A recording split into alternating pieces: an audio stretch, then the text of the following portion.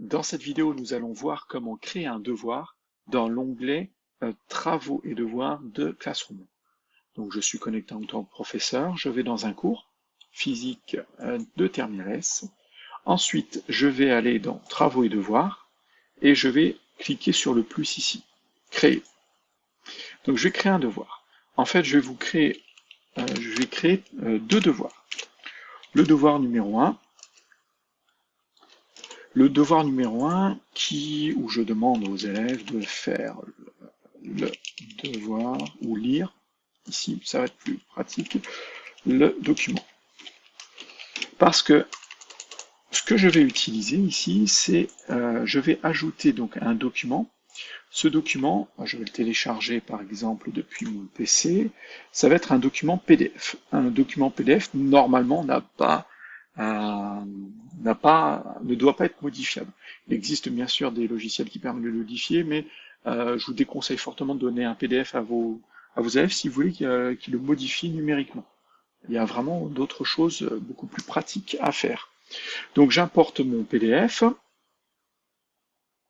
et je vois ici, et tout l'intérêt, toute la différence entre les différents travaux que je vais vous présenter va se jouer ici.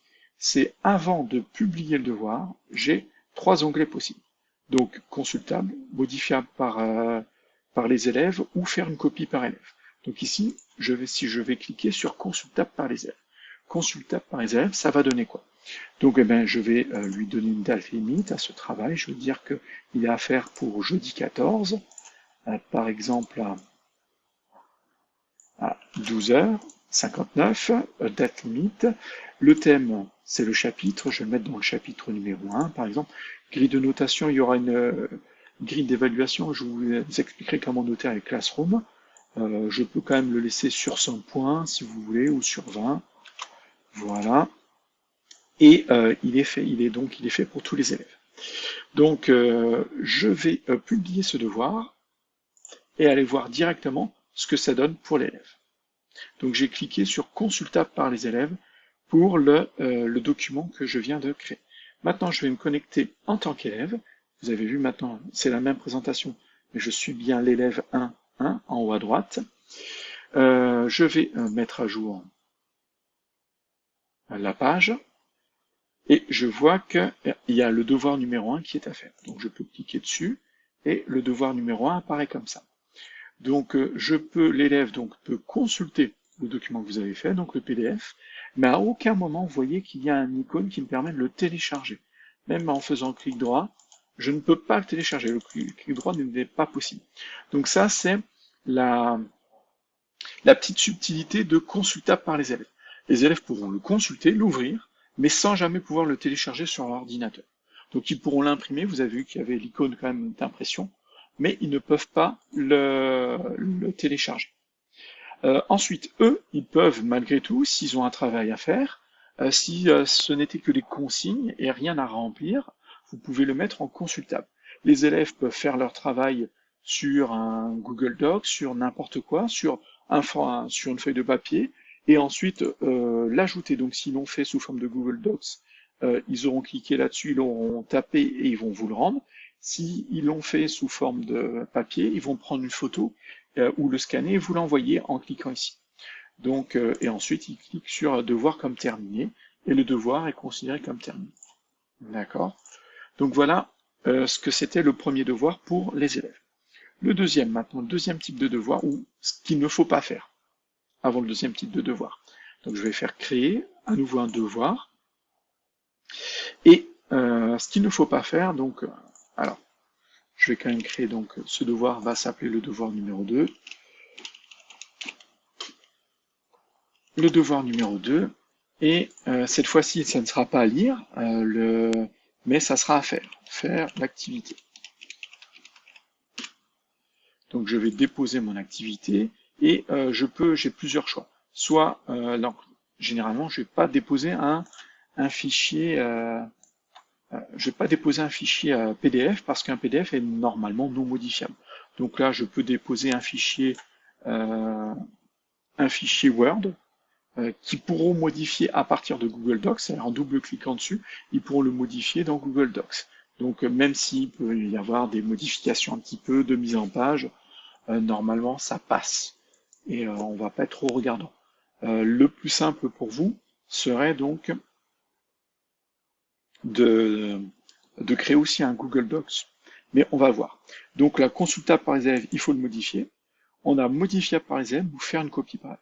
Le modifiable par les élèves est à éviter, à ne pas utiliser, parce qu'ils vont modifier votre document source. C'est-à-dire que si un élève commence à rentrer les réponses, il va rentrer les réponses dans le document source, dans votre document que vous avez déposé. Et les autres derrière vont pouvoir voir la même chose, voir les réponses de l'élève. Donc ça, c'est génial si vous voulez faire du travail de groupe. Mais il va falloir déposer, donc créer finalement un devoir par groupe d'élèves, c'est-à-dire ici je sélectionnerai pas tous les élèves, mais 3-4 élèves, je vais leur déposer un document, et en fait, les élèves vont pouvoir compléter en même temps le même fichier, et vous le rendre. Donc ça c'est parfait, c'est plutôt pas mal. Mais si vous l'envoyez à toute la classe, il ne faut pas utiliser modifiable par élève, mais faire une copie par élève.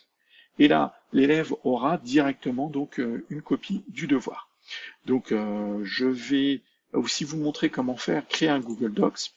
Donc ce que l'on peut faire, c'est créer, ouvrir Google Docs. Ensuite, soit taper les questions. Si c'est quelque chose que vous n'avez pas encore tapé, vous tapez. Donc première question, ça sera ça. Hop, deuxième question, etc., etc., etc. Ou alors, si vous avez déjà tapé votre cours, vous pouvez faire un copier-coller de votre cours, d'une partie de votre cours. Donc là, je vais prendre par exemple quelques questions. Hop, je vais prendre ces questions-là, je vais les copier et je vais donc les coller dans mon Google Docs. Donc je vois que la mise en page est pas terrible. Pourquoi? Parce que moi j'écarte énormément les marges dans Word. Si j'écarte les marges, la mise en page va être bonne. Mais j'ai tout mon document qui est à nouveau là. Donc j'ai la question que j'avais créée au départ, puis j'ai les questions que j'ai copié-collé. Donc j'ai créé un document Google Docs. Ne pas oublier de lui donner un titre ici. Donc ça s'appelle Activité devoir 2, numéro 2, par exemple. Donc l'enregistrement se fait automatiquement dans tous les outils style Google Docs, Slide, etc. Ça se fait automatiquement. Vous voyez, dès que si j'apporte une modification, ça crée enregistrement ici, et c'est que dès que c'est enregistré, ça apparaît aussi. Donc voilà, j'ai créé mes devoirs.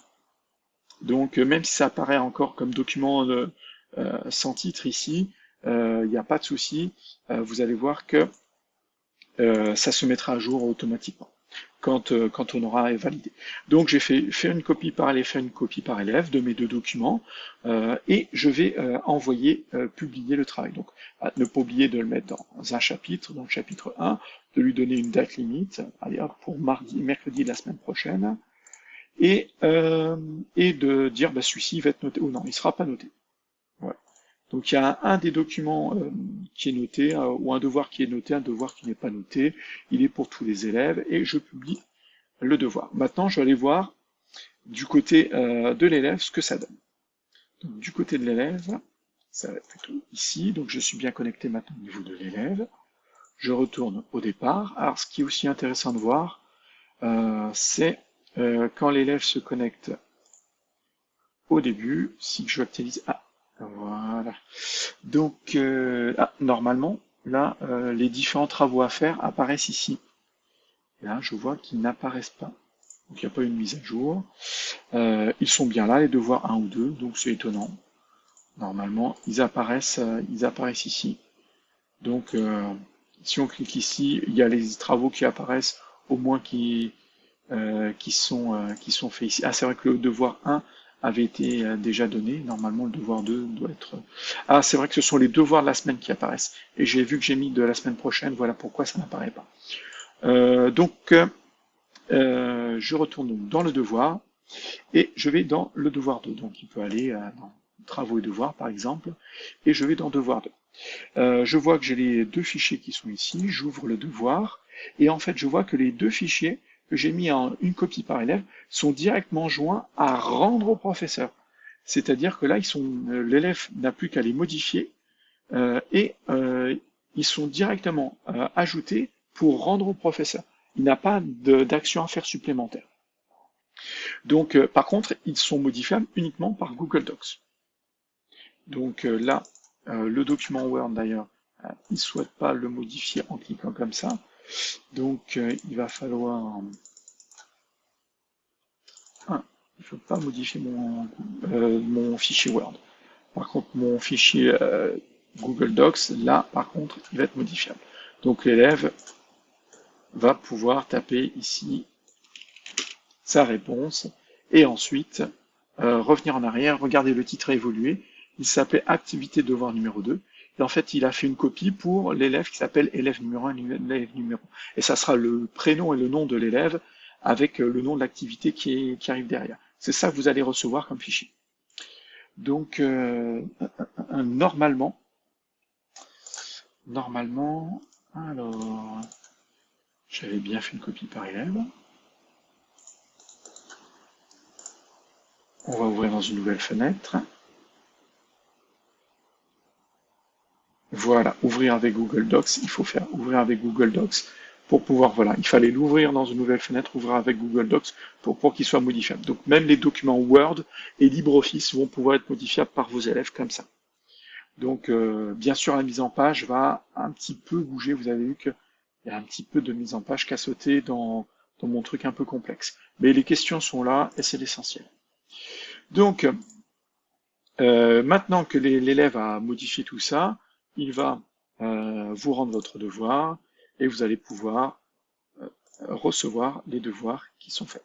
Donc, très important, donc ce qui est très important ici, c'est dans la création de devoirs, c'est lorsque vous ajoutez un fichier, il faut vraiment se méfier de ces 3 outils-là qui sont... C'est énorme, je dépose un fichier énorme, j'aurais pu déposer un plus petit. Donc les 3 outils, ah oui, j'ai mis une vidéo, je sais pas pourquoi j'ai mis une vidéo.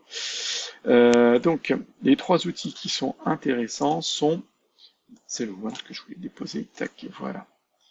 Donc les 3 paramètres, pas outils, les 3 paramètres qui sont indispensables, c'est consultable par l'élève. L'élève ne pourra que voir votre document sans le télécharger. Et sans le modifier, bien sûr. Donc, il va devoir rendre quelque chose à côté. D'accord? Donc, j'attends. Il est quand même super long. Je suis en train de faire ramer le PC. Donc, oui, consultable par les élèves. Il n'y a pas de copie. L'élève ne peut que regarder ce que vous avez déposé. Modifiable par les élèves. Le fichier que vous déposez, c'est ce fichier-là qui est modifiable par tous les élèves. Donc, ça, c'est bien pour les travaux de groupe. Et il faut créer un devoir par groupe. Et le fichier que vous déposez, c'est un fichier qui est pour le groupe, c'est pas votre fichier à vous, d'accord? De toute façon, il est téléchargé, c'est votre fichier sur votre ordinateur, donc il n'y a pas de souci. Hein. C'est pas celui sur votre ordinateur qui va être modifié, c'est celui qui est sur votre drive. Donc appelez-le chapitre 8 groupe 1, chapitre 8 groupe 2, chapitre 8 groupe 3, et il n'y a pas de souci. Et donc normalement, je pense quand même extrêmement peu utilisable, modifiable par les élèves. Et faire une copie par élève, chaque élève aura une copie de ce fichier, donc pas votre fichier, mais une copie, et il pourra donc le modifier, et il vous le renvoie automatiquement, et avec un nouveau nom. Et ce nom est aussi automatique.